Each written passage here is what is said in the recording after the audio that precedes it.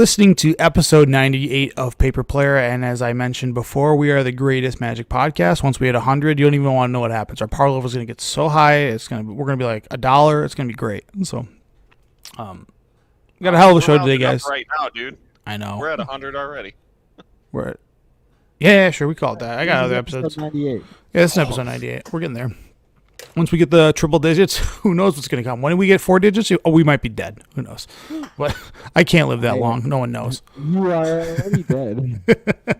No. All right. Inside I am. It's fine. Guys, I'm sure we all played. My life. Yeah, I'm sure we all played a little bit of pre-release this week. I know me and JB did some Two-Headed Giant. That was actually fun. It's been a minute. I'll admit, it's probably been 4 years since I've played Two-Headed Giant. I had a ton of fun. Yep. The pre-release was this week, and I got a lot to say about battles. I think they're actually really interesting for gameplay. I don't know what they're gonna do in Constructed yet, and then elitism at its finest. I made a post on Facebook that I like to cover a little bit. Should deathright be can deathright should be banned? I don't know. And then the last thing, I've been having a lot of fun just looking at custom cards, and I think we're gonna make that a theme where I just pluck custom cards, and we're just going to. I won't. Yeah, I'll try my best not to reveal the content creator on it. But man, some of these are tough. It's like, anyways, all right. Connect with us on socials, guys. It's pretty simple. YouTube, Facebook, Twitter, Instagram. Basically, if you find us, realistically, just go to our link tree, and you'll be able to find all that centralized hub of all of our all different ways to connect with us. And if you are interested in the audio version, just connect with us on Spotify or Apple. And then if you want to be interested in the Discord after show or call in, go ahead and do that. You just got to hang out in our Discord. And then once the show is wrapped up, we pull people out. Yeah, and if you want to play Legacy. Oh, we're doing that too. Yeah. Yeah. All right. We already did that. Pre-release, guys. Did you guys do any? I did. Nice, man. Went to the case flight. Mm-hmm. I dream crashed Josh in round 3. Oh, you're the worst. You guys I shuffled my deck 6 times and went home. Yep. Nice. Cool. Oh, you played that card where you can shuffle as many times as you want? Yeah. I didn't play anything. My deck sucked. Dude, everyone around me opened bomb. Like Brandon sitting across from me, and he opens like the Renin 7 or whatever it is. Oh, Realm Breaker. Yeah. And he opened something else stupid too.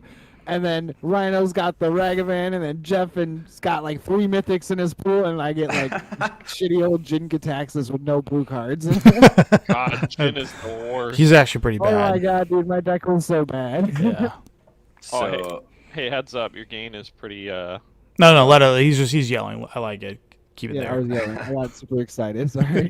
so I opened up Kurnos and Kroxa. The card's legit. It's so good. I opened up Original Shieldred. The 7-mana one? Yeah. got Which some those questions two on that. together are a lot of fun. Yeah, you it's just get pretty- 3 cards all day. It's pretty Yeah. cute. Shieldred's then I anybody's opened- graveyard, right? No, it's just yours. But they sack. Okay. The sack was more important most of the time. It was 7 mana. They sack a dude and waste a removal spell. Is Right. what it turned out to be, which I was fine with. Sure. But I opened those 2. I opened up the 4 mana Mythic Battle, 2 black and 2. Something gets -3 when it flips. Make 2 zombies, and then you can pay 3 mana, exile a creature, and make a zombie. Is it -13/-13? Yes. Okay, you said Yeah, -3 you pulled me out -13. that I was like, card. that sorry, card also got minus flash. 13 minus- Invasion of Innistrad. Yeah. Yeah, one then rules. I also had the black-white rare one that reanimates a non-battle. Sure. And then when it flips, your tokens get lifelink and flying, I do believe. Or no, +1/+0 and lifelink, and it makes a token. Oh, wow. So yeah, I went black-white, splash red for Kurnos, and I had the black, red, and 1 2/2. You can pay 1, sack a creature or an artifact, put a 1/1 counter on it, draw a card at sorcery speed. Yeah. It was real good. In fact, that's how I beat Josh game 2. He had me down to 4. I had that out with 9 mana. I sacked 3 of my incubation tokens with 6 mana left. I hit Kurnos. I brought back a flyer to block his flyer, and then just proceeded to life gain out of the game. Yeah. Dude, that card it's got menace and lifelink, right? It's vigilance, menace, and That card lifelink. is so gross. It's super good. I made it to top 4. Everyone wanted to split, but I was pretty confident about my deck, so I decided to play it out. And I got stuck against the red-green guy that had like every burn spell known to man. Like he killed my Kurnos back-to-back turns with just dealing damage. Yeah, dealing 6. Yeah, so like Sure. I lost, but like I still think it was the right move to just play it out. I always like, play it out, dude. Like it's unless we're split, chop in like 5K. I'm playing it. I came for it all. And then I've done 4 on arena, and my last one I went 5 and 3. Otherwise, I went 7 and 2, 7 and 1, and then 6 and 3. Sure. So that's a lot of fun. Everyone tends to have bombs because like there's so many spots to open up rares and mythics in the packs. Like you get double rare packs all the time. Yeah, you with the legend. Well, when you're gonna get a legendary creature, and sometimes your legend slot is like an old creature from like a Ragavan, which is like the nut. Or you end up with just a lot of the team up cards are super high powered. Yep, like they're just great creatures. I forgot to mention too. I played that stupid pull. What is it? Pull through the multiverse or the black card? Yeah. Breach the multiverse. I played against that 4 rounds. And I beat it 3 out of the 4 times. Yeah. Most of the time they'd play it and they'd hit like 2 of my really small dorky creatures, and I'd be like, all right, take it. I don't care. Sure. So that's a lot of fun. I haven't drafted yet. I don't particularly enjoy draft as much as I do sealed, so I don't know. Yeah, we'll sealed. See if I do it. I'm just messing around with the seals so I can see more cards and play with more rares. So that way I kind of figure out the format. I think the draft experience is going to be really different because I think that 3 mana remove 5 counters from something, draw a card. Oh yeah, the card's I think insane. I think it's really good. At first, I think it was just flips a battle. Yeah, it's pretty nuts, but black card. Yeah, it's like a common or uncommon. Yeah, it's super good. Yeah, it's instant. Well, I don't think it's an instant, but you could definitely just they think they have blockers for you defending the battle, and you're like, all right, well, I'm just gonna get this huge guy, and you're like, well, wow. So yeah, by the way, that 1-drop white card is insane. The Veil of Summer. Oh yeah, of course, dude. That card's got to be super good. It's Brother's End. Yeah, yeah.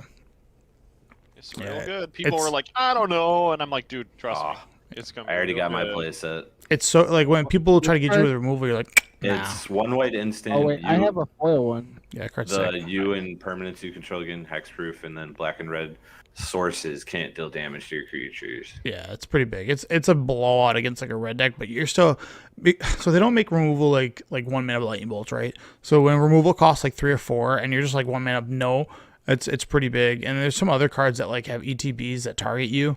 And you're like, yeah, that's not gonna happen. So it's just it stops Invoke Despair. Yeah, I mean that's a huge one from like a standard standpoint. It's Yeah. fantastic. So it's just a 1 mana answer to be like, nah. And it's certainly main deckable as well, just because there's so many other things that target your face or your permanents. It's sacking a Blood Tithe Harvester. Like, all right, cool, 1 mana, stop that. yeah, no nonsense over here. All right.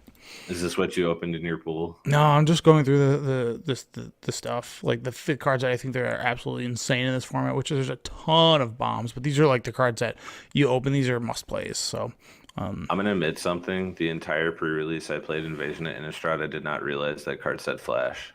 yeah, it's pretty good. I saw that when you played it against me. I was like, what, dude? You could have blown me out before. Yeah, it's pretty No stupid. idea. End of turn, kill something, attack it, flip it. It's pretty nuts, man. It's just one of those things, man. But and JB, I know you played in the pre-release, and then it sounds like your midnight one or your Friday one didn't go so well because you didn't have bombs, and everybody around you kind of the same as what Josh had. Yeah, dude. Everyone around me opened nuts. It wasn't even.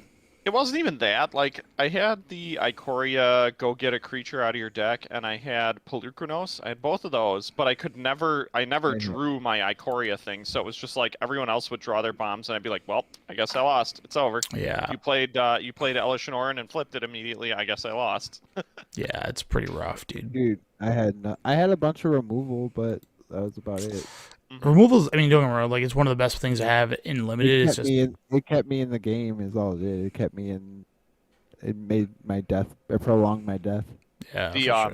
The green-red pitch a card, draw a card that flips into a creature that goes and gets a battle from your deck for pitching a card is real good. Real good. Like, that was the only time I got to play Ikoria, but, like, when I did it, I was like, oh, this feels so good. Yeah. So, me and JB on Sunday got to play in a sweet Two-Headed Giant, and we were fortunate enough to open up Breach. As a Breach through the multiverse. I remember JB, you didn't say much about the card, but I was like, this is auto include. Like, we're gonna play this no matter what happens. And I think, and I was like, also with Two-Headed Giant, I was like, we're gonna have to increase our deck to like 45 cards. Like we had to go higher because we had a couple self-mill things. So it's like, yeah, we're just. I had a couple of those cards that like bring back 2 creatures. Yeah, bring back 2 creatures, so that way I could always get back my real good legendaries or whatever. Yeah. Also, it was each player mills. It's not just you. So it was like we need this to try to maximize our breach through the multiverse. And round 1, we got pretty lucky because we ended up playing against what's the card? Phyrexia. Our opponent plays Phyrexian Censor, which is a big mistake. So they were behind on board, or it was like parity at this point. No, it was their turn 3 play. They went turn 3 Phyrexian Censor, and we're like, okay. And we were at like parity, going back and forth, like nothing. And then you just cast a Breach of the Multiverse, and it's like we just put 4 bombs into play because each player. And then never killed the Phyrexian Censor because they could only play a single blocker every turn and maybe an instant spell. They just had no way to get rid of it. I kept wanting to strangle JB because he's like pointing at a Stoke from the Flames and pointing at the. I'm like, no, let them have the Censor. Like all their creatures come into play tap. They can't make blockers. And they just kept looking at their hand and going like, oh my god, what have we done? It was before Breach that I said we should kill it. No, and I was like, just leave it. And then we landed Breach, and it was like, oh, okay. Well, telling you that, no, it was you wanted to kill it, and I'm like, I have a flyer. The ground's all gummed up. Like, let them have that card because it's limiting the amount of spells that they're allowed to play, and they had to play like this. Like they couldn't do value like spells where they could do like 3 and a 2 drop, and it was like, oh, that comes into play tapped. We'll attack. Like, I don't know.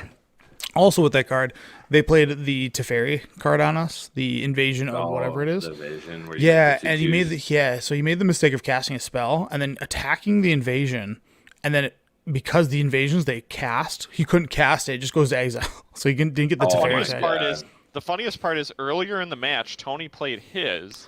Yeah, and we went over that interaction because we were like, no, Tony hasn't cast a spell. I was like, I haven't done anything. I didn't play wrong. We're hitting it. It's gonna flip. He's like, no, you did play. So I was like, my mana's on tap. What did I play? Yeah, and then they went and did the same exact. I just whispered to Jeff. I'm like. I know. I was like, don't say anything. I was like, they're gonna kill it. Let them kill it. Like, we'll send the team at it. We're like, perfect. And then they looked at us and went, oh. Well, like, yeah, that just stays exiled. And they're like, ah. And he's like, he looks down. He's like, oh man. I was like, sweet. Yep. Yeah. And Two-Headed Giant's always best of 1, right? Yeah, it's in the like it can be pretty lopsided, but the games get really messy. So it's one of those things. It's like game 2 was probably the funnest thing I've ever done in a sealed pool. I Breach of the Multiverse. Yep. Hit Kroxa in my graveyard, stole a bunch of their good stuff, and then used my Kroxa to bring back Rankle and Tolbran. Oh my god. Yeah, we just had swung fun. with Rankle, sacked the worst creature, and made them all sack creatures. Yeah. So we also took their Jink attacks, which did nothing. It was just a 5/4. You took my Helia, which was a 4/4 that did nothing. Like it was actually pretty like uneventful, but it was the dream of Kroxa. Yeah, it's into another guy. I remember we were talking about Breach the Multiverse, and the guys across from us, they were like, they're pretty new people, and because I was hyping it up so much, I was like, this has got to be played. They're like, we have that card, right? like yeah, and then they were like, yeah, let's put it in our deck. And it's so funny because our opponents, when we were like towards the end of the game, when I had landed mine, were like, okay, are you gonna draw it? Are you gonna draw it? And like the guy made his friend draw another card in the middle of the turn. We're like, what's going on here? What are you doing? Yeah, but yeah, Breach the Multiverse. Obviously, I think that card's gonna be super fun for EDH. I really do. That was one of my. It was like my number 8 for top 8 cards for the EDH. Even though it's not like everybody's like it's not that competitive. It's like it's not about being competitive. This card's fun as hell. It's just it's a 7-mana spell that can. You know, in the realm of what EDH's Spirit's supposed to be, can really just kind of close out a game. So I like that card for that reason. But dude, in that land rampant deck that I play, I'm gonna play that in the Jund one. It's so fun, dude. It's just a fun card. Also, it can grab Planeswalkers. The one guy's like, you grab creatures and Planeswalkers. Like, I read the card. I know you can't. So we were having fun with that. But Two-Headed Giant was a blast. I want to keep doing those. Those are fun. They're nonsensical. I like the way that the like doing two-headed giant back in the day. I used to like when it was like core set eras. Core set two-headed giant's like the most boring thing in the world. But like these sets are just so crazy. Like they just have so much going on. Backup is such a good mechanic, and then battles are just. I will say this about battles: if you don't have, there's two wraths in the format, and with how like the battles play out, if you just attack one battle one time and get a creature off of it, you get really far ahead on the board. And it's whoever flips the battle first is typically the winner that I've been discovering. Like aside from resetting the board with like the two wraths that exist in the format. And that's why I was like salty. I couldn't flip my Ikoria one or whatever because it was just like, dude, I want to get this 8/8 that says I'll just not. No, just take all the damage. Exactly, man. Like but just from playing like the limited that I have so far on Arena, it's just the first guy to flip the battles gets an overwhelming board presence, and there's a lot of random things that give like vigilance. There's like the 3-mana enchantment that makes an incubate 4 that gives Phyrexians vigilance, and that card's like low key a house because it lets you be offensive and defensive like simultaneously, which I think is fantastic. And then a lot of knights just randomly have vigilance, so you're just able to get through like and have defense to protect your battle. Because usually what ends up happening is you attack the battle, you flip, you have one creature, they play a removal spell, kill it, and then they attack their battle, and then they get theirs. But if you have vigilance, which is going to be a key like role in this format, it's going to be able to make sure that you can protect yours. Or if you just have flyers that can kind of ding them, and then burn spells burn spell stock has just gone through the roof. Just being able to like instant speed stoke the flame of battle and flip it and then block with it, that's a big one. Like. I've been seeing a lot of that 3-mana one get played. The red and 2, it deals 4 to a battle or a player. Yeah, or a battle or an opponent, and then 1 to a creature. And when it flips, whenever you cast a burn spell, it deals 2 more.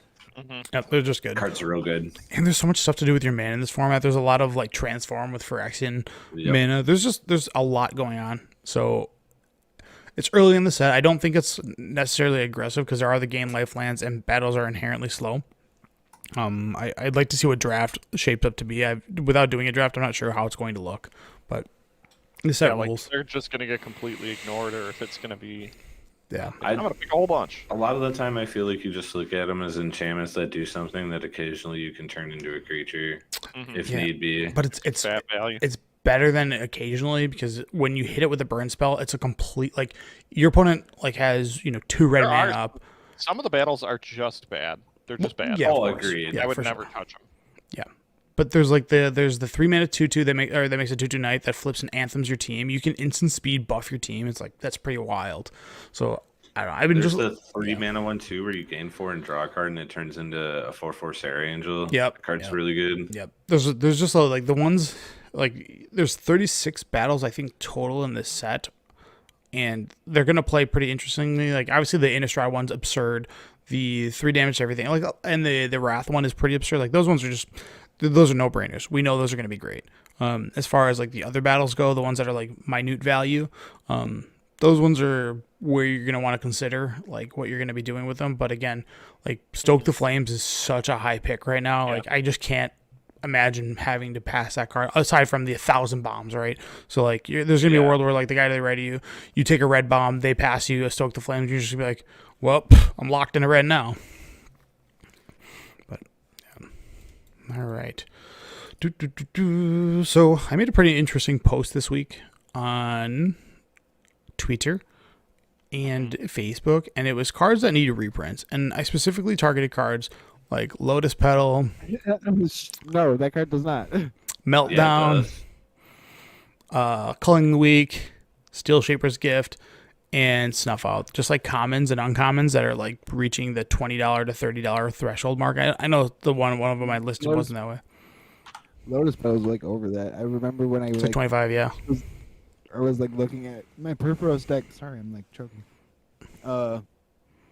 And I saw that card was that expensive. I was like, wow. And then I discovered it was an uncommon, so it's in the cube now. But yeah, it's even if they did reprint that card, I think it would still have a commanding price unless they put it unless they like really printed it. But they don't do that. I'm really surprised they didn't put it in Brothers 4. Lotus Petal? It's gonna be Yeah, it's like a reprint. Like a sure. Okay. It was in mystery boosters. Yep, that I remember that. Yeah, those are so few. And Yeah, those sets are mega But huge. That's what I'm saying. If they do reprint it, it's going to be somewhere like a secret layer or something. Well, they've Which I'm already fine done with too. That's okay. They've already done it as like a from the vault, right? So that's Yeah. one way to get the foil, which is like a $40 or $50, maybe higher than that, $60 foil from the vault ones. It's way more. No, it's like $400 For the from the vault one. way. for the from the masterpiece. Yeah, the masterpiece one is logo. absurd. Yeah. I agree with you on that. Sorry, The from the think vault that's, like, one. that's the one I was thinking of. Yeah, the from the vault one used to be the legit one because that was the only way to get a foil, but it has that horrible foiling process, so it's super curly. It's $110 for the From the Vault. That's Yeah, crazy. well, it's also we're like 10 years removed from that All set. all those storm players, dude. Yeah, so Yeah, those and I are, guess you have no other way to get foil other than the masterpiece. and that's too. what they used to like allot stores to 5 of them, and like anybody who's gonna foil out their deck wants to get 4, so it's like they're pretty hard to come across. So Again, that's why I was really confused why they didn't print it in Brothers War as like an old border because people would have ate that up. Like, Oh, they yeah. would've paid tons. So like one of the things I brought up, and a lot of people are just like, why are you destroying this? Let the secondary market handle itself. And I go, okay, great. I see what you're doing there. And when it comes to like mythics and like rares, I'm okay with them having like a high price point because the idea of it's a mythical card that you shouldn't see, but things that are valid. I mean, essentially, a Lotus Petal is a mythic status, right? Like you can't really get them in a booster.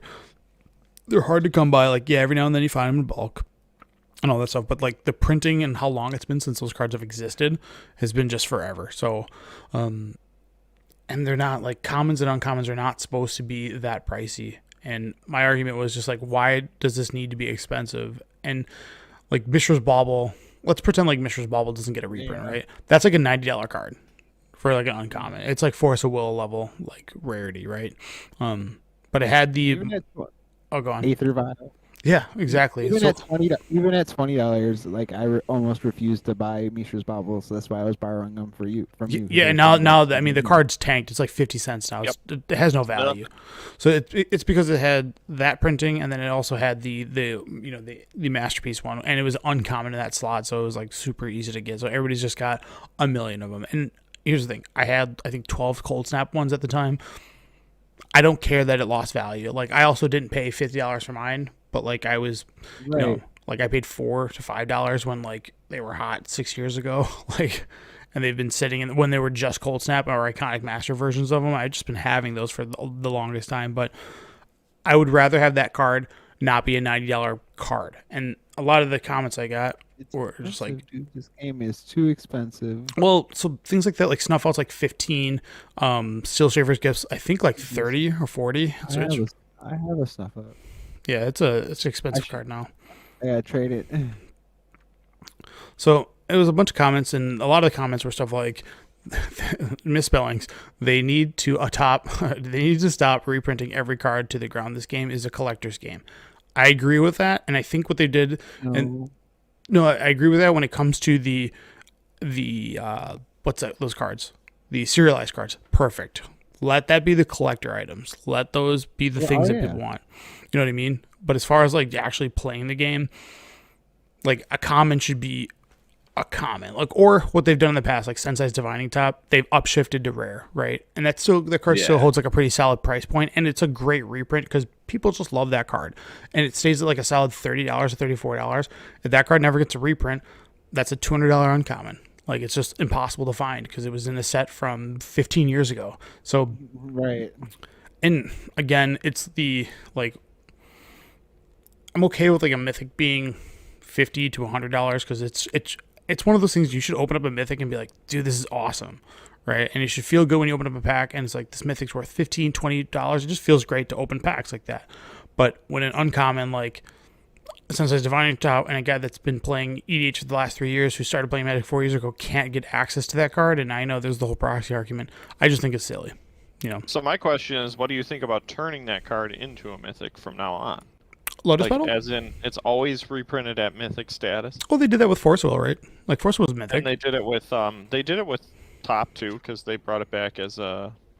It's a rare. Yeah, I do an upshift, make it cool, so open it up so it kind of appeases both people. One, to get some flux of them in the market, and then there's a version of people that can get that's foil or whatever the hell else they're gonna do with it. But it's just like things that are like expensive because they have a singular printing, but we're at a common level. It just feels wrong to me. I don't know. Agree. Like Dan. yeah, I mean that one's popular. That's There's weird There's stuff. other cards like Crystal Spray. There's a bunch of other ones that. Well, yeah, that's all part of that. One of these other comments Like that I read, goofy things. where these comments are $20 because multiple members of WotC have their arms in the secondary market. They're scammers. Stop giving them money. Oh my god, that's obnoxious. It's the tinfoil hat guy. So I was like, oh, this guy's entertaining. Let me see what this guy has to say. So that guy is just crazy. And have they printed enough cards? They're power creeping the game and then wearing out the pockets of their foundation. They've turned it into a complete cash grab. It's disgusting, and if you can't see it, you're blind. Well, I could be blind to it. That guy is pretty. He's got a point. Yeah, he does. They are changing the game into a cash grab. Yeah, but that's just like collectibles 101. Like, look at, like, it's not like they remake N64 games, right? So N64 games is a total of 1,000 of them, maybe as a whole, and people that are out there that are completionists are on the hunt for those things, making kind of that market go up. And I know they're not making any more of them. Right. Magic has introduced the reprint, and we have reprints because if we didn't have reprints, we would be looking at $500 Scalding Tarns. And I believe that's where their price point would be if they were just like, we do a one print all the time. You know what I mean? Especially like Scalding Tarns and Misty Rainforest, they're at an all-time low. They're like at 13. Like you can get a Misty Rainforest for like $13.99 right now. That's super low. And that's a great thing. It's a good thing because before the Modern Horizons 2 print, they were brimming $100. No, they were $120. Both Misty and Scalding Tarns. Yeah, and that's after a second. Yep, and that's after a second printing, right? They've had, this is their third time being printed. And this third print around was the first time they've been introduced to collector boosters, which could speak to collector boosters being like devaluing the majority of the cards because there's the hunt for the cool one now versus just like, yeah, I don't want that normal one. There's like the collection world of Magic is separated into like two things, which is one, the rarest version of it or the hardest version of it, which would now be serialized cards or cards that have like inventions that are the masterpieces, which I know they redone those from the art print standpoint, but the original masterpieces were like super, super rare. And that's kind of like, you could kind of look at those like the initial idea of like breaking this out into being more expensive, right? Card. Yeah. Those are like the initial serialized. Seriously. And then they kind of went down with them because they did the ones for the Zendikar expeditions were expensive, the masterpieces were expensive. And then when they did expeditions again, the second time around, they were kind of not cool. They kind of sucked. Mm-hmm. And thank God for those things being like printed like that, just because how many players are we willing to turn away because they can't get into modern, like I don't want to be in a world like I have this stuff, so like I'm lucky enough, but I don't. Pioneer, dude. Pioneer's expensive. Like if 500, if you have to choose between buying a PlayStation 5 and a Pioneer deck, like yeah. the obvious answer should be to get the PlayStation 5 because you will get like a logarithmic amount of more play out of that PlayStation 5 than you will out of that Pioneer deck. I mean, it's so you buy a PS5, right? And we'll call it cumulative upkeep. You have to spend $60 on every new game, right? It's $70 now. My bad. That's how long it's been since I've been I bought a console. So you have to spend money on those, and that has like general upkeep, right? So it's not that if you're just going to be like, this is my Call of Duty machine, perfect. Like then it's $500. I agree with that statement. But most people that buy like a PS5 usually buy a collection of 8 to 12 games, maybe more, maybe 30, maybe 40. So it comes with like some cost, and you do get more value out of it because a singular $60 purchase, like entering a tournament, would be something that you'll play 50, 60, 70 hours, which great. The only thing that's a little bit different from like a PS5 is there's, unless you want to get on the online play and deal with a lot of insane people, I love it. you really don't get to interact with people. I think the best part about Magic and why it's stayed so strong is because it is a community that kind of pushes out toxicity, at least in this current era. Whereas the era that we all came up in, damn, it was toxic. It's a little bit different. Oh man, it was so wild. Oh yeah, 360. I tell new people about it all, not all the time, but we'll talk about like, hey, when did you start? And I'll be like, here, let me tell you some sweet stories from back when I played. It was cool to rip people off. Grind. It was cool to do that. Wild West, man. Teabagging all the No, time. we're talking about In Magic. Magic back in the day. When, yeah, that's what I'm saying. It was before cool. people were able to look up like prices. Or just really be able well. to find an individual Oh, online and be like, this guy's an asshole, you know? When I had a smartphone and the other guy didn't. It's like, I have all the knowledge. I'll all that bulk that you think's in your bulk box. Yeah, I'll take all of it. Here's one card for it. So, I never Don't even. I definitely tried to I definitely always tried to make my trades More beneficial for one side. yeah, I prayed on the week. Yeah, I tried to make them equal. Like- I tried to make them equal, but sometimes they just sometimes you find that guy that's like, no, I just want this one card. Yeah, Do you want to hear what I Well, used to let me do? help you. Please take this. Do you want to know what my trick was? Yeah, I'm listening. It was whenever there was a new set coming out, I would take off that Friday. I would go to the store. Same. I would have a binder full of garbage, like garbage rares and mythics, Mm-hmm. and I would Open sit your there box and I would buy a box and slowly and open it.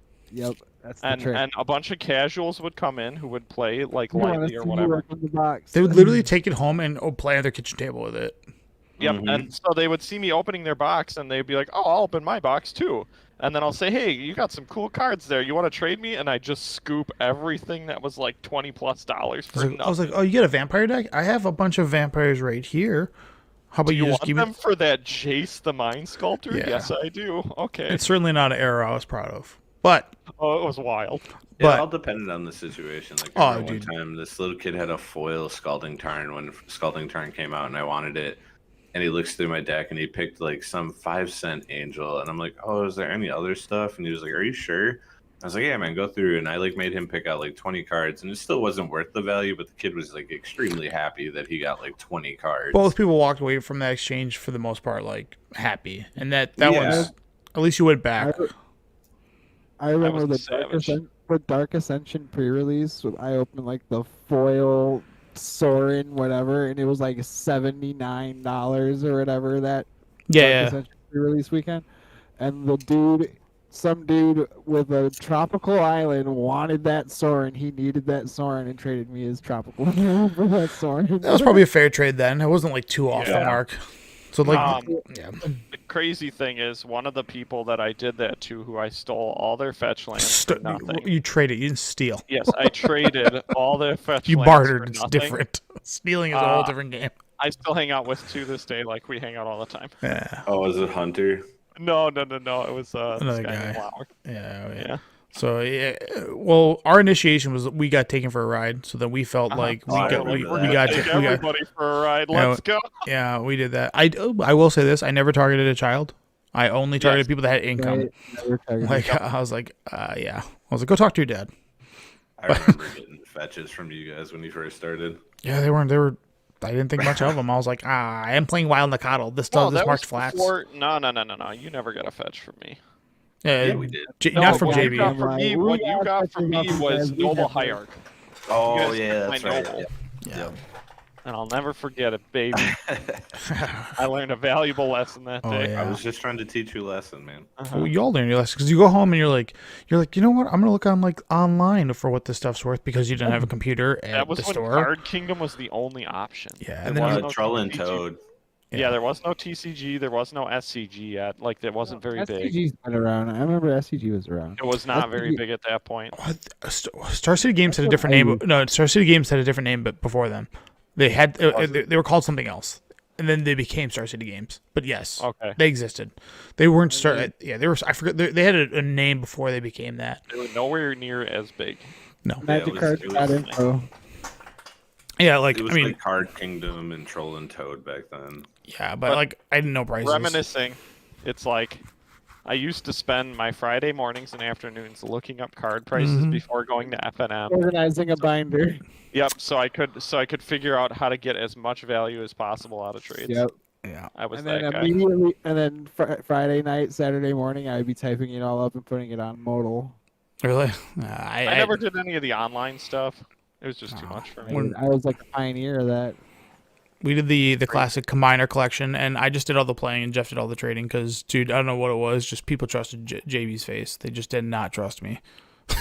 I used to do the trading a lot of the time too. You're too abrasive, Tony. I am. I was like, yo, give me that card now. You've got too much of a I'm better than you energy about you. Yeah. Yeah, I was about to say, back then you were a grinder and you were just like, I Dude, don't have time for this. Yeah, I was like, I'm more interested in going to the Pro Tour than trading for, the $5-10, which in hindsight, obviously that was the wrong move. But I cared more about the gameplay than anything, and that's what adored me to the game. Which the trading aspect was nice, because definitely when we split up our collection, I struggled to keep up because I was at a job that paid $10 an hour. Well, on top of that, when we split the collection, you made the mistake. Well, you were grinding still then. I needed all the standard stuff. I was like, I don't care about it. I need all the standard, and me and Hunter were like, I'll take all the duels. We'll take all the Jace the Mind Sculptors. Yeah, it was fair. Like, I don't, I'll get my Tabernacle back. Yeah. Callahan ended up with the Candelabra. Yeah. I remember when me and Antonio shared a collection. We were at a tournament and I scrubbed out and I was like, what do you all need for standard? Because at the time it's when Tassigers were like $20-$30 and Lego Jutais were like really up there. Sure. Like when they were played in standard. And I was like, is there anything in your binder that's not tradable? And he was like, no. And like literally he played one round, came back, and I was like, well, I got you 5 Tassigers, 4 this, a bunch of fetch lands. He was like, how did you trade for this? I was like, I just sat at a table flipping through my binder and people walked up to me, man. Yeah. Can't do that anymore, though. Yeah, those days are gone. That's what I'm going to try to do when I go to Magic Fest. I'm going to try. You might actually. So, like, if you have some tradable stuff, obscurities is what I would call it. Because there are things that people are like, bro, I need that. I've been looking for that for my EDH deck and my we're talking, yeah. Even bringing like $2, $3 uncommons, it's worth it. Trade up a bunch of stuff. Yeah, for sure. I need you guys to have spare binders. I need a binder. I get you I one. think I might. I've got one that's got like anime titties on it. I got one with the paper player logo on it. I'll use it. It's a four binder one. Nice. 4 card slot. You can have it. Oh, you got it created? Thank you.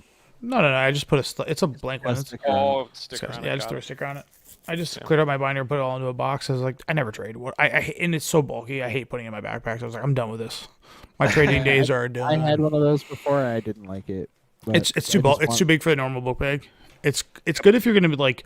So if you put it like I put everything in a box just because I don't really care too much. But if people have like 30 binders full of stuff, and it's like that's not how I search for cards. I aggressively search because I need to find.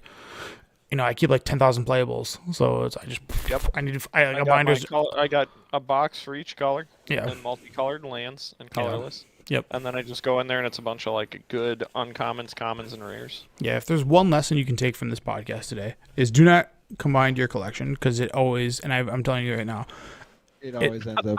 Someone always ends up getting upset. Well, it's like I thought we were doing this together. And the other guy's like, it's the level of where you are in Magic because it was basically like my buddies were leaving Magic at that time. You guys played like maybe 6 months after, and then like I rode solo for like 3 straight years. Yep. Because just a lot of like the Wisconsin team, just like the Wisconsin people are sorry, and the Milwaukee players, they weren't into it like I was. Like, and I had to drive to Illinois every weekend to go play in like some PTQ, And yep. I remember seeing you at PTQs all the time, and I think every time I saw you, it'd be like, "Where's Jeff?" And you'd be like, "He doesn't play anymore." Nobody plays. I was like, "I'm alone here." Yeah, from like 2013 onward. Yeah. Nowadays, ooh. Yeah, I was getting into like I got in with like a grinder crew for a little bit, and that felt weird because they taught me some like pretty bad habits, which like are just like you mean like toxic bad, like just like no, not cheating, like trying to like angle shooting. Just like just being a jerk in general. That's against the rules now. That is cheating. Angle shooting is cheating. Was it? I know it wasn't back then. I was just like, like when they would. I love this tangent. When they would when they would like cast their cards and then touch something, I'm like, you've already targeted it. That's what your target is. You touched it, and then it would be like that. And they're like, well, I was actually, it was terrible. Like I don't.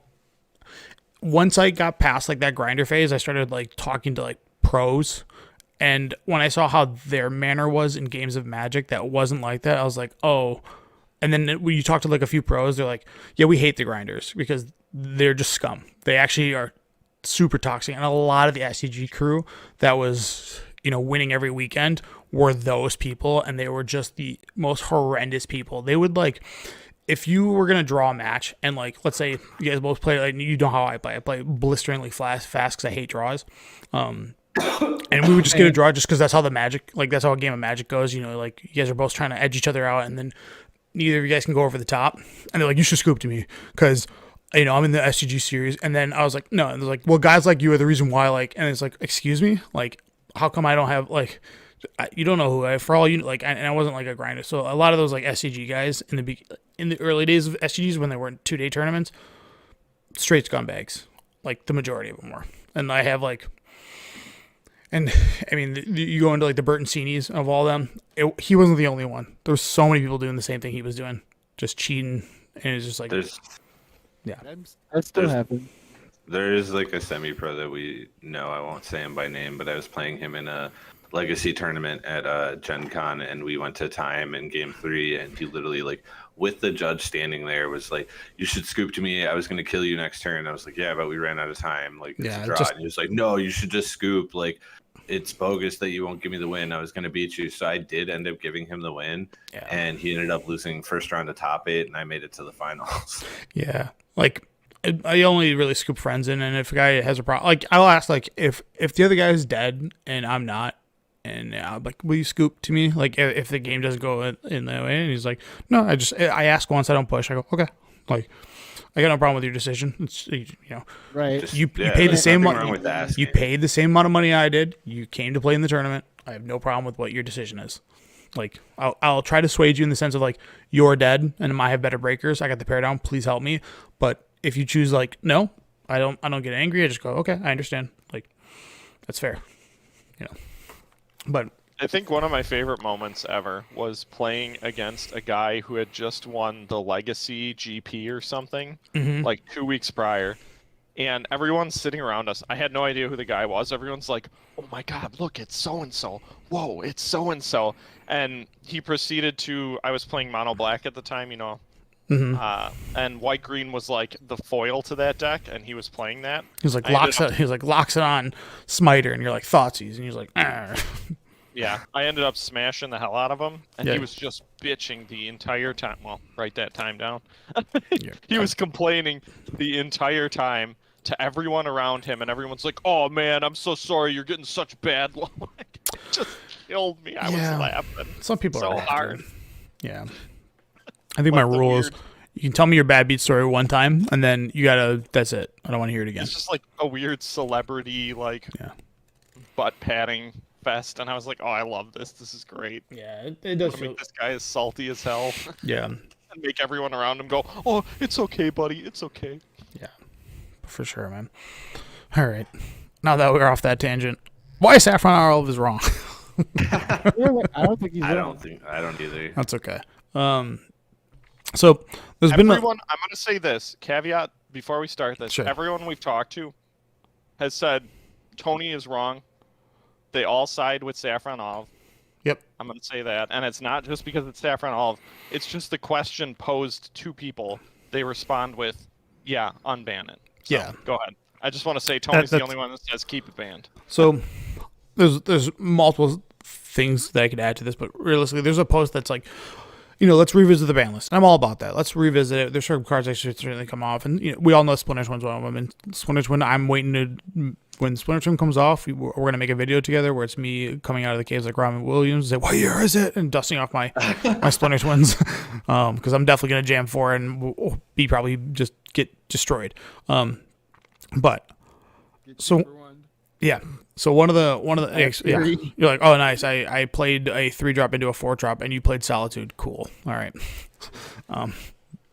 But when it comes to cards like Deathrite Shaman, and this is where the argument comes into, everybody's just like, let's unban it and see what happens. So the problem with unbanning it, if it is too good for the format, everybody's going to have to force a flock to get them, right? And they go from a $6 card to a $70 card overnight. There's not that many. They only have 2 printings. It's rare. Yeah, good. I have 8 of them. Sure. So what I'm saying is it's a race to go and grab them all. Then now you're forced that you feel like you have to go and get them. They're not in a current printing, so it's not like packs have them loaming around. And then we discover that, oh, wait, guys, this is too good. Now we got to ban them. Now you have this swath of people that have these feel bads that I went and bought these because I wanted to play these and all that. And that you can put that argument to almost any card. The problem is with being a card like Deathrite Shaman is it just hasn't had a printing since Golgari versus whatever. And then I think, does it have a secret layer drop? I thought it did. I don't remember. It might not. Either way, a card spikes in value.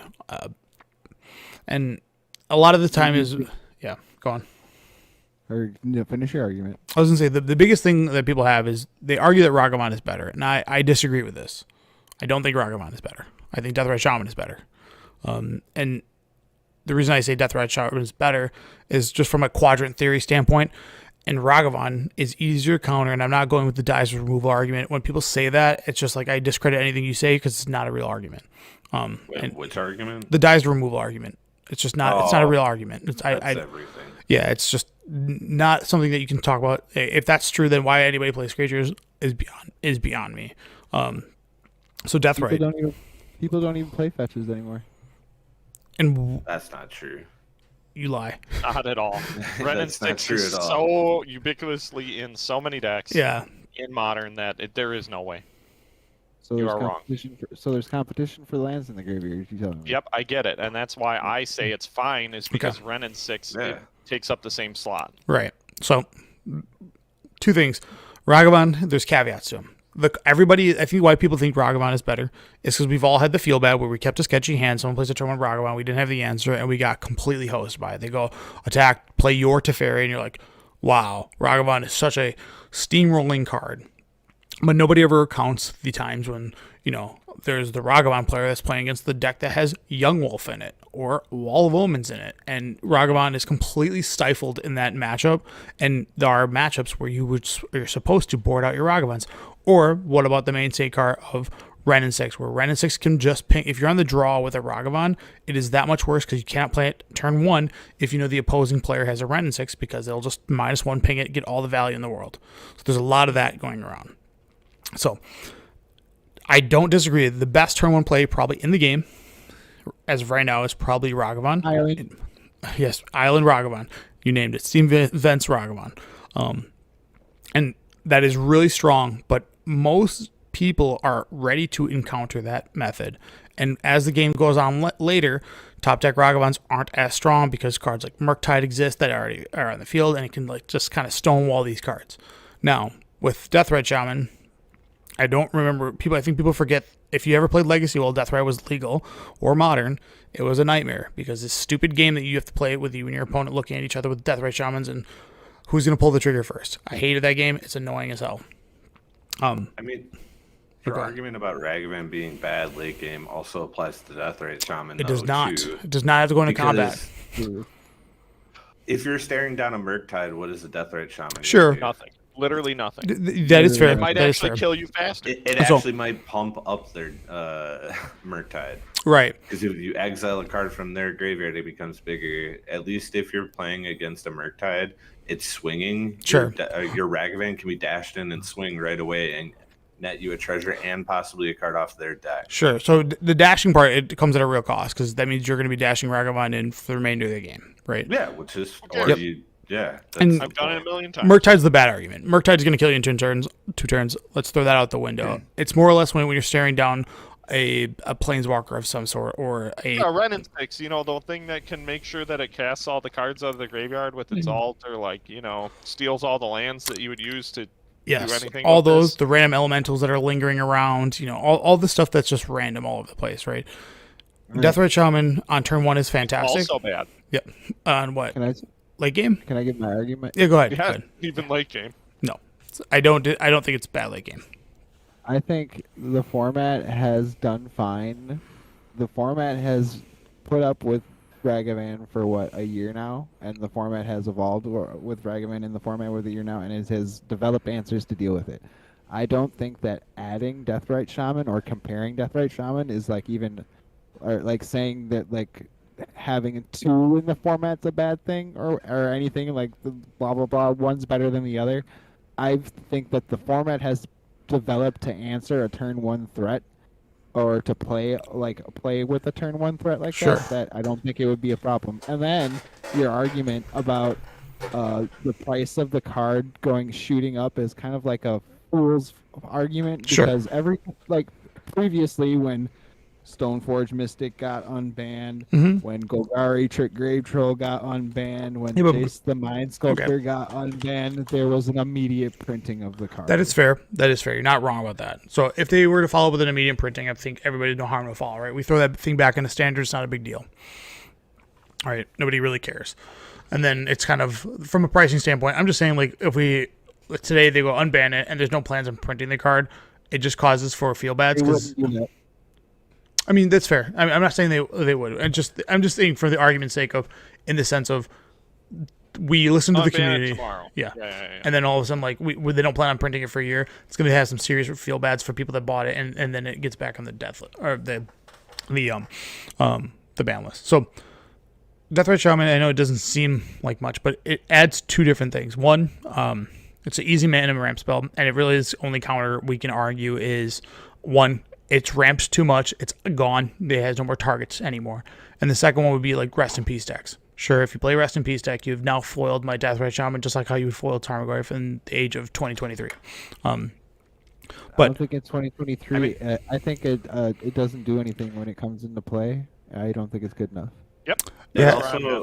Also, because of Murktide and Ren and 6 decks, and you have Living End and I mean, I guess Rhinos, but I don't think it affects that. You can't play in Rhinos, but yeah. No, I'm not talking about playing this card in it. I'm just saying because those decks exist and are really prevalent in the format right now, everybody's running Graveyard Hate to begin with. Right. So, like, this deck... Is there a busted turn 3 Planeswalker? Is there a busted 3-drop Planeswalker? It's more... Teferi. Yeah, it would be... Oh, he's banned, dude. So in Modern? No, he's not. 3-mana Teferi's all over the place. It's Ren 6 and 3. Yeah. It's a Pioneer. I'm thinking Pioneer. So, one, the Rakdos Scam deck plays 4 of this. There's just no reason it doesn't. It's great for mana. It's also good against the Rakdos Scam deck. It also allows things that are not... time there was a good black-red deck in first place. It's about time. It's been there. It hasn't changed. Jund would get... Leave it alone. And Jund would get better, for what it's worth. Kind of. Wow. It's a big deal. Jund. And then new spawns of decks, which I believe would... Where do you fit this card into Jund? What are you taking out? What are you taking out? The current Jund list? DCR? Are you taking out Ragavan? Are you taking out Culligan's Command? What are you taking out? So it might be a week-to-week thing. I would in Jund, the way that it's you can't eat your Urza's Saga. Because that's just negative value. You can't eat your own lands because you have a Ren and 6. Sure. Other people are going to eat your lands with their Deathrite Shaman. Okay, again, the mirror that's a problem. That's a problem. I hate the mirror. You're right. I hate I'm not saying it's the mirror though, because you're talking about like 3 or 4 different decks that are going to play this card, and all those decks. I'm talking like 15 decks are going to play this card, not 4. I think this is going. I think a lot of decks are going to spawn off this. A lot of 3-mana Planeswalkers. Is that a bad thing? Ingenuity is a good thing. Yeah, it is. Is that a bad thing? It is, but when it's the only thing, like But it's not. You're talking about this Rakdos Scam deck, which wasn't even a deck 2 months ago. And it was. It's been around for like 6-7 months. It's been a minute. Whatever. Either 6 months. Yeah. Which wasn't a deck 6 months ago. Like that's still. Ingenuity. It's because it is. But I'm saying like all of a sudden it's the turn 1 play definitive play is going to be Deathrite Shaman and not DRC. Oh my god! No, DRC is just way better. No, it's not. You can only play DRC with red until Mythic Frodo comes out. Yeah, well, we already seen what that card and does. all the decks you're talking about slotting this into Rakdos Scam, Jund, those 2 main decks that you're talking about that actually show results are both playing DRC. Rakdos Scam does not. Rakdos Scam does not. I can tell you that. No, it does not. Oh yeah, you're right because it plays Dothy instead. I'm aware. Way better. Yeah. So which also exiles graveyards, which turns I think you got tunnel vision. I think you got tunnel vision on what would play. What decks would you play to beat it? To beat Deathrite, a Rest in Peace deck. Yeah. Most of the decks. Right. Or so, does the Rhino deck even care about Deathrite Shaman? No, it doesn't. A little bit. Nope. Right. The only difference is to like let's put that. Okay, let's. So one of the things that's like you really don't see Ragavan and Teferi together. And the reason why is because they have different game plans. Teferi is looking for a control matchup and try to do that, and Ragavan has a caveat that it has to get into combat. So if you don't have a way to remove things from combat to continuously get that treasures, like it does with the Rakdos scam deck, which like the other decks that do that, that are able to clear the way to make Ragavan viable, it doesn't slot into many decks. This card doesn't really. It requires either you or your opponent to just play a fetch line, which is going to happen. And then towards the later stages of the game, where it's kind of like these weird stalemates, you have a win condition and a way to gain life to keep you in the game. And I know it doesn't seem. Let's say I'm looking at a list right now for Rakdos scam. Let's call it. Isn't that what Wizards wants though? Oh, right, but does it come at a cost where it's 55% of the matchups that you're playing against are Death Red Shaman? Because this isn't just a green card. This isn't just a black card. It goes in either or. It's not Hogak though, which was Hogak was 55%. Well, I don't just Hogak. Yeah, but we all understand that Hogak is incredibly toxic, right? Like I'm aware of that. I want you to go look at results for Modern on MTG Top 8, and look and see that Blue Red is 13%, Cascade is 9%. Yep. Creativity is 13%, and Rakdos and whatever Hammer Time are 6%. Sure, those are the nothing close. Of those decks, the only one that was going to play it is Scam. Yep. My point is this. So why do we care? That's my point. Okay. My point is that it won't slot into anything. Well, Yawgmoth will play it. Yawgmoth will play it, would it not? Auto-include Yawgmoth? Sure, have it. I don't care. It still doesn't beat Murktide. The deck sucks. They can have a card. Ban Murktide. Did you guys have the? I only asked this. Did you guys have the opportunity to play this card in Legacy? Yes. Okay. It was the absolute worst. It was the worst. Okay. It's also different because Wasteland exists in Legacy. How does it? I guess I don't understand. Because it puts more lands in the graveyard for you to eat. And there's way more sorceries getting played. So I think this spawns a 4 or 5 color pile, which would be an Omnath pile, which kind of faded off because of Yorion going away. Which means we're going to be seeing turn 2 Teferis way more often because there's not really a deck out there that's doing that. So, well, then I guess the blue decks have to start playing more Force and Negations. Let it happen. So again, my initial argument is we let this happen. It goes through it wrecks the modern format for whatever it's worth. It's completely nonsense. It's annoying. Wrecks it. Why don't we just put our money where our mouth is and actually test this out? It wouldn't be hard to do on Arena. This card is probably or not Arena, but Moto. Moto. It doesn't cost anything. A penny. Yeah, it doesn't cost anything. So they've already done this, and where it's completely unbanned modern. And I understand it's not that powerful in unbanned modern, and I only say that because the unbanned modern deck, like the unbanned format, is like KCI and all these stupidest stuff. I'm saying just unban this. No, I'm with you. Play with, yeah. All right. We have been talking about doing this. Yeah, this is something we can do. This is one of those cards where I think people fail to see where it's going to interact in late stages of the game. And the weak point is it does come in with summoning sickness. I guess that's the problem. Question. What late game exists in Modern right now? Right. None. Zero. There is nothing. Rakdos Scam wins super fast. Okay. Creativity Cascade wins super fast because you make a bunch of 4/4s. The slowest deck Blue is Red red wins blue. super fast. Yeah, Blue Red wins super fast because you just go, I'll play a Murktide. If you don't have an answer, you die. There is no late game. That doesn't exist anymore. Control doesn't exist. This card was good against Control because it could outvalue them in the end. So the reason why the decks are good now, we can say Murktide and all that, is they go to the late game. Yes, everybody has an explosive start, but the reason it gets into a top deck war and is who can land the heavy haymaker. And I know Deathrite Shaman isn't the heaviest haymaker. Deathrite Shaman will do nothing. 2 damage is nothing compared to 8. In the scenario where it's exactly Murktide, yes, you are right. I don't disagree with that. Or 2 Rhinos. A Dothy Voidwalker, or against an alted whatever. I don't know. 2 Rhinos. Yeah, 2 Rhinos. An alted Ren. It's doing nothing. So an alted Ren would insinuate that a game went more to a mid game and a late game. Yeah. Okay. Yes. So we can agree That that would like that does happen. It's not like Let me ask you, when does creativity win?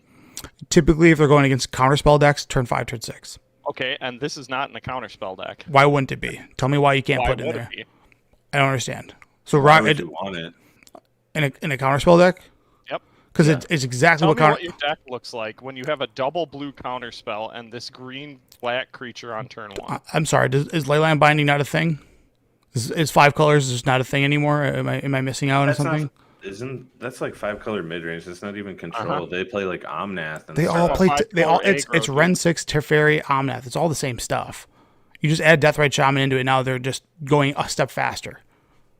Yeah, then everyone else has a Deathrite Shaman too, and then now we're back. Now we're back to my initial argument. Deathrite mirrors are the stains. Like it's not an But enjoyable. It's not going to be mirrored all the No, time. and then There are decks that don't play it. There's decks that don't want it. Okay, the decks and that then don't want it new are deck- going to lose to it because every deck that's going turn it 2 will to Fairy not. is going to trounce Creativity you. is going And then to a new deck slam. is spawned to beat the stupid meta, which is what Magic the Gathering has always been, is that a new deck wins. That So then I guess completely with stifles the meta. that logic, why don't we unban everything? Let Hogak run a train on the Yes. format.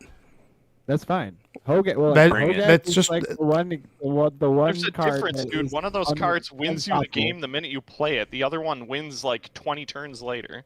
So it is more than just a self. It's not just we play Deathrite and we win the game. That's not what that Real card quick, does. real What quick. we're doing is In analyzing. 2020 Go on. in 2023, we have gotten to a point because cards like Deathrite Shaman back in what year was this printed? 2015, 12. Yes. 2012. wow.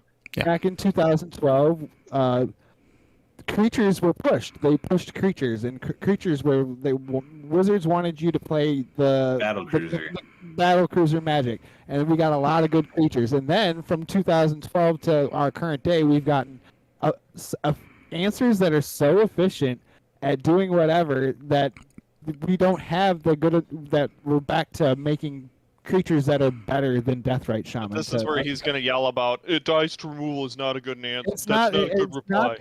It's not that dies. It's not that dies to removal is what I'm arguing. Is that there is so much more. There is a much bigger pool of removal than there was when your memory of Deathrite Shaman is existing or whatever. You get what I'm trying to say. Yes. There's just so much more now that this doesn't. I don't think that this will carry the same amount of weight that it did before. Similar to how everyone said the same thing with Stoneforge Mystic. Yeah, it'll have a flavor of the month and something will show up for whatever. Yeah, for a little right. bit. But I don't think it'll be like as cornerstone Lightning of the bolt, format. unholy heat, fury. Yeah, I understand. Fire ice. Yes, I Let's understand. keep Yes. looking. Okay. So It's yes, just that you're right. My you were bad. ignoring that. we There's should. just so much I'll more. stop You playing don't have Ragavan. Just let's Roll list all the against remove. Terminator. Let's list all the removal spells. Hold up. My bad. I won't play Ragavan. I'll have to. I'll take those out. I'll take out DRC. My bad. I'll make sure I won't play any of Removal those. is a terrible argument. I It's understand that. the worst. Not It doesn't. that. It's not that. I get that we removal- have more of a plethora of it, but it's not an art because then at that point, not a why, thing. Why Then is you can't- Ragavan played? Why play DRC? Why You guys play are Murktide? missing what Value I'm is saying. insane immediately. You guys are missing what I'm saying. Is that not every single card that is printed nowadays is miles better than the cards that were printed in 2012, even at the Deathrite Shaman level. Are you talking overall? Because that's not true. Yes. Because then things from back then Yes, wouldn't I be am played. talking overall. So then why is Force of Will still played? You take 6 packs of Return to Ravnica, and I will take 6 packs of March of the Machine, and let's play a sealed. Yeah, I don't disagree with that. Like I don't Yeah, disagree with but that you're also- sentiment. now you're talking about limiting it to just that set. I'm When you just take tell- old I'm cards, not, no, mixed, I'm not talking about limiting it to that set. I'm talking You about just the said 6 and baseline 6. power level of the 2012 Magic cards compared to the baseline power level of the Magic cards that have been printed in the last 4 years. The game is not what it was in 2012. agree, but that doesn't make a card bad. No. I'm not saying the card's bad. I'm just saying it's not good in today's It's not world. broken. It's not Saying broken. it's It will not not good- warp format.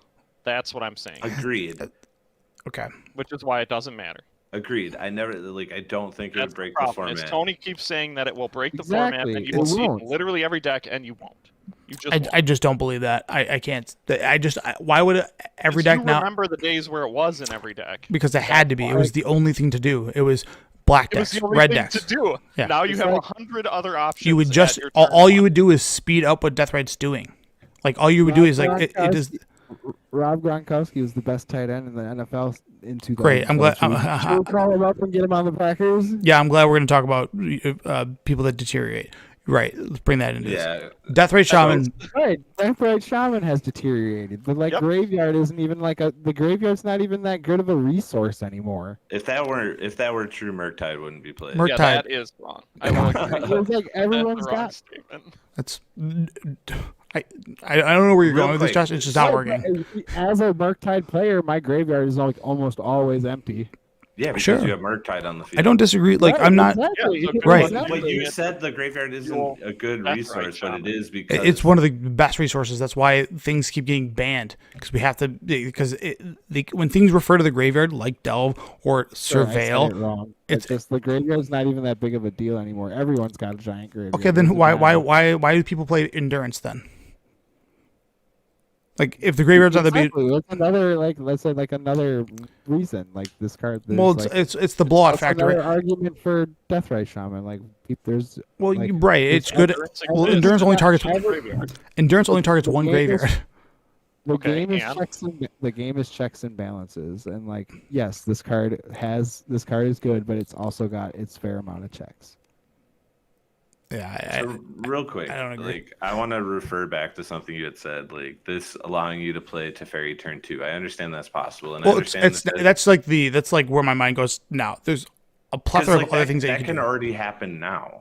Yeah, if you really wanted to play it turn 2, literally turn 1 birds would allow you to do that. So this is my problem. Let me finish before you. Go ahead. I understand this has late game applications. I understand this removes something from the graveyard, but if your main concern was this allows you to play that turn 2, why wouldn't Mana Dorks be played to do that? Because Mana Dorks off the top of your deck are insignificant to the game, and I don't think because this isn't going to do anything the turn it comes out late game. Exactly. Right, but a Birds of Paradise, and then you'll get one turn of taking 2 damage to them, and they'll go, "Oh, play this 8/8," and you'll go. Sure. So if the argument's always going to be Murktide, you're right. I'm sorry, my bad. I blew it. I'm going to play this grief. This 4/3 unblocked. Yeah, have a grief. Deathrite races grief. What are you talking about? I'm going to play a big Titan. Done. Primeval Titan. Right. So if I'm going to play 2 4/4s with my Cascade spell, and I'll have a creature and 2 4/4s. Right. All right, now what are you going to do? This card gives me Deal 2. Oh no. Deal 2, gain 2, ramp to the next spell. It's not gain 2 because you're playing in Rakdos Scam in your world. So does the other decks not play creatures? This isn't just one graveyard. What I'm saying is you're talking about playing. I'm talking about so yes, I'm saying where this would be slotted into now, which we'll call it Rakdos Scam, which they can play a Triumph, they're good to go. Done and done. That's not an argument. Mana bases are infinite. There's no we have Triumphs. This card. This is getting all 3 abilities. Easy, not a problem. It's never going to be a problem. Blood Moon's not a thing. If it did 3 damage, maybe. So again, a lot of modern or any games of Magic, normal games of Magic, right? They go long. It's just, and when you get to top deck boards. If the argument of a Birds of Paradise, you top deck of Birds of Paradise, you play it. It's essentially a blocker for the rest of the game. And if 4 turns go by where there's no interaction between you or the opponent, Birds of Paradise has effectively done nothing. Deathrite can do something, and that's why it's an auto include because it's not only turn 1 ramp, it can end a game, it can prevent you from dying, and then it also has weird intricacies of being able to manipulate people's graveyards. You attack with a DRC. I remove your only sorcery. I block. All those things are huge things that can happen in a game, and I think people just fail to see that. You can't remove and block. Not with it itself. I'm aware of that. But even if I go like this, you attack with your 3/3. I turn into a 1/1. I gain 1. I net 1 life. Your DRC is now tapped, and now I can go after you for an attack of whatever you want to call it. Fair. I mean, you could also switch out birds for Lana Werewolves. Either of the nobles. Again, then we're going back into the Ragavan issue where it has to then go into combat, which is a problem. Deathrite Shaman can just sit there. If your next 3 cards are just these middle of the road plays and I have a Deathrite Shaman, you're going to lose that game. Whereas like a Ragavan, the caveat with Ragavan and why the format has to deal with it, it has to go to combat nowadays, and have too many powerful spells that come down that are better than this. Okay, That's so the problem. again, that's why I argue. So this would just my whole point is the powerful spells that you speak of would use this to utilize to go into that powerful spell. No, they wouldn't. Some of them just won't. Like you're right. Rhinos doesn't because Cascade's an issue. Exactly. Living Some End, of them won't. Yeah, sure. Living End, I agree. Yep. Those. Yeah, you're not wrong about Living End. Even though this card's going to play creativity because they need to hit the really good creature instead Yep. of this piece of trash. I don't disagree with that. And Titan's not going to play this. Titan's not Yep. going to play it. Yep. There's a bunch of decks that will not touch this card, How slow. and it's fine to have in the format. It's So not going to ruin the format. so and if- you keep going. mana It's do going to be a nothing. bunch of mirror matches. Everyone's going to have a Deathrite on the field. Yes. No, they won't. So- They won't. so- you just said 4 decks that are very popular So- that won't have it. Goblin Guide is better. Oh, that argument's I'm wrong. okay with you can have that statement. It's yours. So those 4 decks, right? Like they're top tier because there's just not good ways to interact with them, and mid range is essentially dead. Like These 4 decks that equal like 25% of the meta sure, and then you will not touch this card. Sure. And then we've all seen when a major card comes out, how, like, we'll call it initiative, right? Remember how initiative came out and 13% deck went down to 2%? Do you not think that would happen with Deathrite Shaman? It would also start pushing. Deathrite Shaman doesn't do as much as initiative does. Yes, it doesn't. Nowhere near. So You're talking about you're talking about 2 life a turn. Like, why not just I'm not talking. Shieldred? This is Initiative so gives 2. when you're right. Get what you're saying. You're right. When you isolate one ability of it, it's not great. I understand that. It is the scope of the entire card. All mana dorks, if a mana dork exists, it now becomes Deathrite Shaman because it's the best mana dork by a mile. It's not close. Sure. Bill didn't bring it. I don't care. That's Bring it. fine. Let it be. Like, why are Bring we? it to FNM What's this wrong with week. having a I'll be mana ready. dork that has other abilities so it is Right. useful There's later? nothing wrong with it. There's It's nothing like- wrong with it. I'm fine. fancy- There's other like this card. I feel like, at least for me, I'm not arguing that this card is bad. I think it'll see a decent amount of play. It but I will also be the think best there's one drop by a nothing mile. wrong. It's not No, close. it will not. Not at all. That is I where think you are Lightning Bolt totally is wrong. better than this card. The 2 arguments, which I would allow Ragavan to be in the argument, and then DRC is a close. But other than that, there's no other 1-drops that you'd play. And guess What what? about Those see a creature lot of spells? play in tons of I don't decks. know, Deathrite or Death Shadow's a 1-drop most of the time. But yeah, that deck's We'll call it turn 1 play. Sorry. There's also I- isn't there like the white card? There's like white cards that. Esper Sentinel, not in the argument. It's not a thing. Yeah. Like it's played, but it's niche. It's like it's not the same level as Deathrite. Again, I think this card is good, but I think there's nothing wrong with having a mana dark that has applications late game, because I think we're at a point in Magic where this card would not take over the game. There will be moments when it can, because like, yes, you're both drawing lands off the top and Deathrite's just doing its thing. Yes, that happens. But that's also not a bad thing, because then that's speeding up the game instead of both of you just drawing mana after mana after mana and doing nothing late game. You want to have finishers. Isn't that the point of like how they said they wanted to speed up? Like, you can't pile shuffle more than once per game now. Well, I mean that's outside speed up factors. matches. Yes, that's. I'm just yes. saying in general, like this may help speed up the game, but it's not going to be to a point where it's going to be super degenerate. I don't think it's that much of an issue. Yeah, I disagree. I think the card is. And that's fine. And I just think the card's annoying, This but argument's that's going to end. yeah. Because I don't think we're ever going to persuade. three of us will never agree Tony's with you. not going to change his mind. I can't imagine a And world that's where why I this think we card's should play it. That's why I think Yeah, we need Bring to it. play it. Bring Make it. the Bring it to video. FNM this week. I'll play you okay. with blue red modern. Sure. Because I won't be able to add it to that deck, so I'll just play it without it, and we'll see. We'll see how good you are. Okay. It's okay. Got it. But then we're relying on your play skill, Jeff. I know. Unholy. It's gonna be way tougher. Yeah. Unholy Heat. Turn off Delirium. Gotcha. I know you can target my thing. I mean, And it still kills dies. it because it's a 1/2 and No, it takes 2. I understand Got it. If your burn spell is going to my mana dork, you got there. Sure. I mean, True. the Like, phrase that's is fine. bolt the bird. It's like if you can trade one card for one card, it's like it doesn't matter what the 2 cards are. You've Yeah. done the job. I'd hate to trade a Murktide for like a removal spell. That sucks. No. If you can trade one card for a Murktide, then you've done the job. Yeah, you win. I get that. Right. Yeah, I understand, and like I said, I think this is just going to be a stalemate. Yeah, This is just days, but opposite now. nah, you called that. Everyone is siding That's with what they Josh. should do. If Deathrite gets too strong, just add a days to the format. Yeah, let's throw days in there and see what happens. What's the worst that could happen?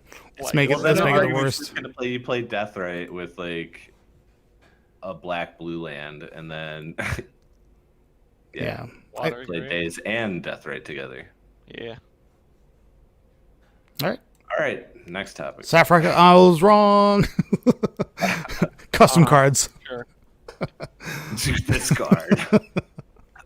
When you posted this, I could not stop laughing. I just been It's so funny. so I just been enjoying what people post for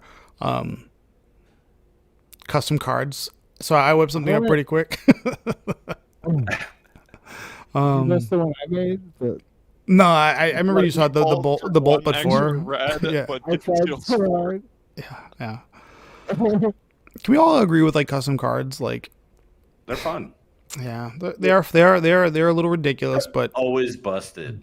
Like people are like, "Oh, this is They're always playable," and then busted. it's They're always something like- stupid like this. Always but the argument's always just so bad. It's always like, well, yeah, it dies a removal, like just like every other card, but. Okay, yeah, get out of here. I know you're trying to reequate it to what we were just talking about. No, this is actually on the post I made. That's why No, it's. yeah, I swear to people God. have to dies the No, removal, I yeah. swear to God. Like every time someone's Who would like, say that? they're like, this card's fair because it dies a removal. It's like what?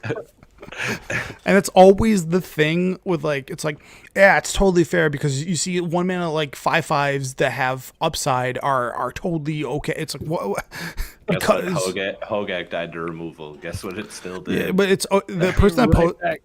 Yeah, the person that always posted it, it's always like, I think this card's okay, and then people are like, did you not understand that it would make every other card in the same thing obsolete?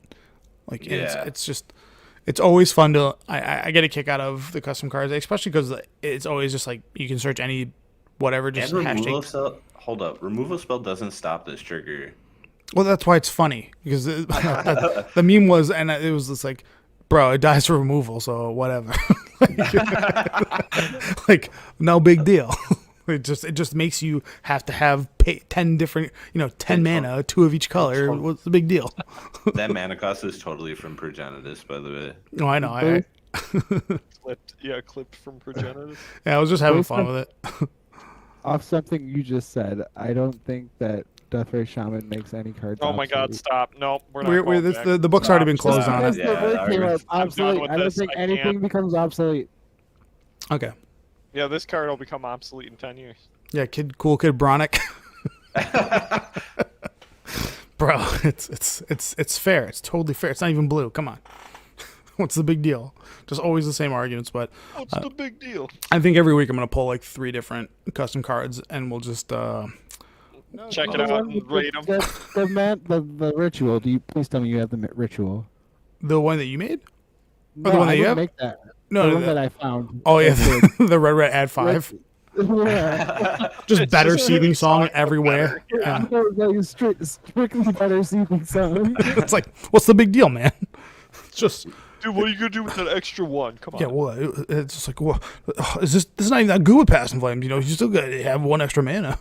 Just cast it. I think we should start a segment where we pick a random card, or not a random. But Oh, we pick dude, a there's card so off many. the I see it. modern- No, see- the modern ban list, and do what we did with Deathrite. Yeah, we were talking about. I think that. Deathrite's the only one that's only deep to go into. The other ones are all Didn't like, we do that? Didn't we do that already? I thought. yeah, we did We like went a through like the whole list. and We didn't did like really, a shortened video. argue. Yeah, we did it like with Because I was talking about wanting to play Opal or whatever in No, that card stays banned. but bro, it's not even the best thing. It I wanted dies. to play It Opal dies to and, shatter. I mean, we could in Urza. modern ban list. It dies no, to no, no, no, no, Brotherhood. I'm not doing this now. I'm just looking at cards. Deciding. I can't. Deciding. Are we okay with Arkham's Astrolabe? So we can have 5 color No, soup all day. never. I'm No. okay with that. I'm okay with No. Oh, Okay. basic 5-color soup is bad. Non-basic 5-color soup is good. I like how people are like, Blood Moon's not viable, but Blood Moon's not good anymore. So like, Beseiju, no one's calling for Beseiju to be banned. you can think kind of like the low key the Kamigawa set, the Neon Dynasty. Yeah, that was super wildly powerful. strong. It's one of the strongest sets that's ever been printed. It's No, just no, You think it over It's got- Eldraine?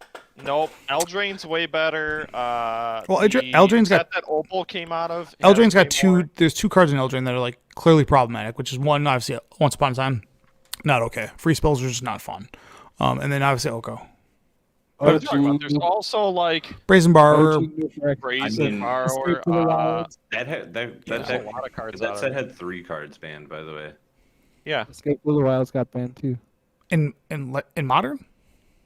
Not no. modern. Oh, but not in modern. I was going to say because the artifact got banned in standard that doubles adventure triggers. I think it also got banned. Oh in yeah, Pioneer. dude, don't get me wrong. Like from a standards perspective, that card was that whole set was like really parasitic. Well, I is would- it? Parasitic, yeah. I could argue that influential sets include things like Innistrad, Scars, has some really, really crazy stuff in it.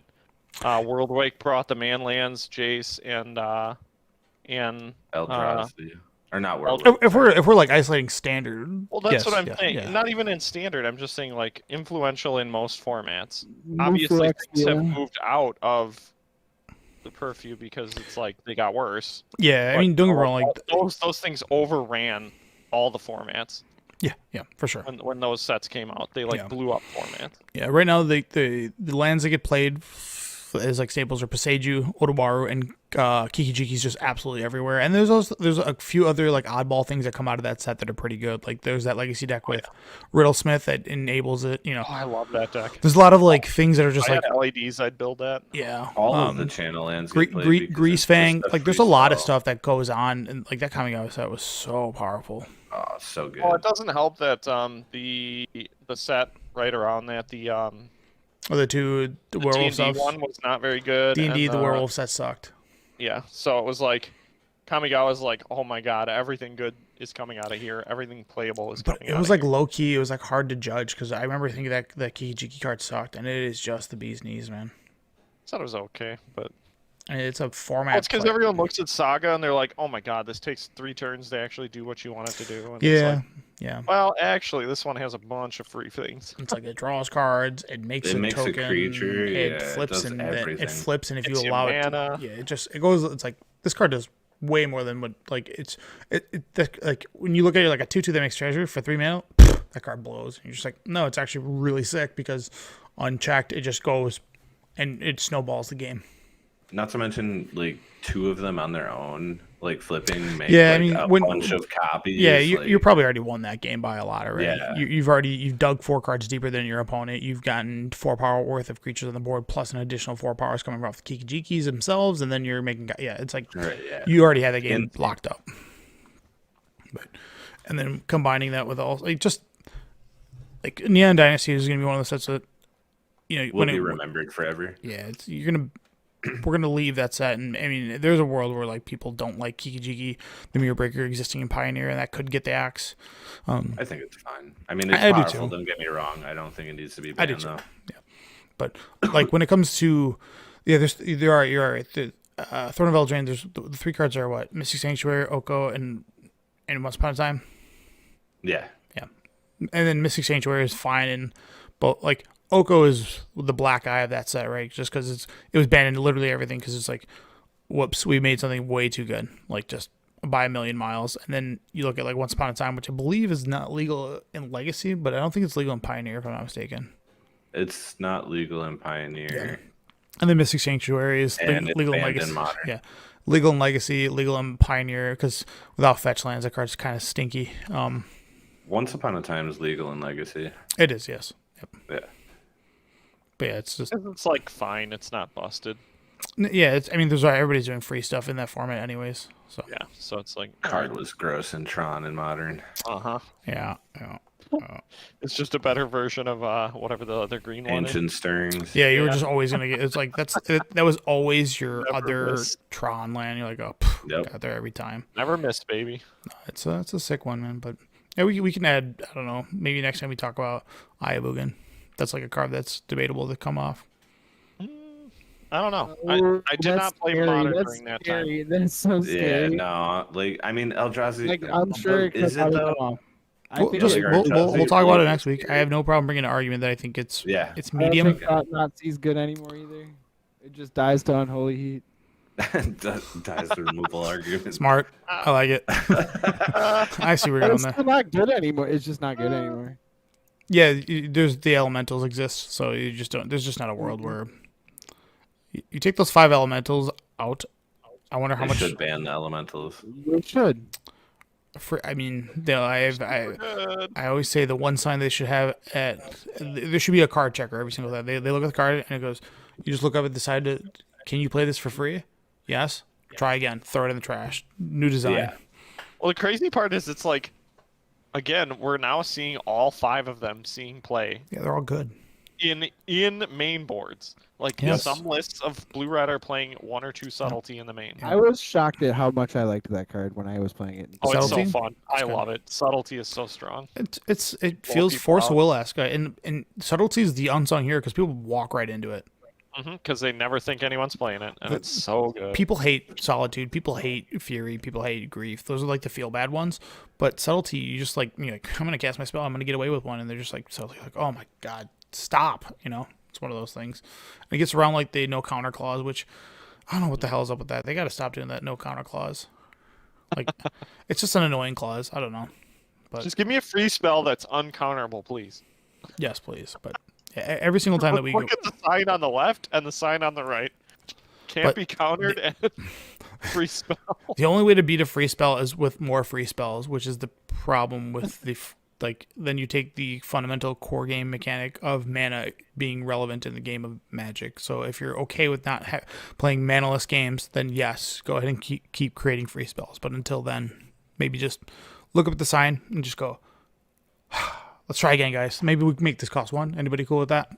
And go from To there. think, Dang. All right, so 4 like, years ago, everyone was getting mad about Teferi Time Reveling. Still hate that card. It's actually like probably, I would have to say it's like the top 10 most hated cards. Oh yeah, that card sucks. Yeah. But it's so funny to me that 4 years ago we were yelling about that, and now everyone's screaming about like Five years- Dragavan 5 years ago. DCR.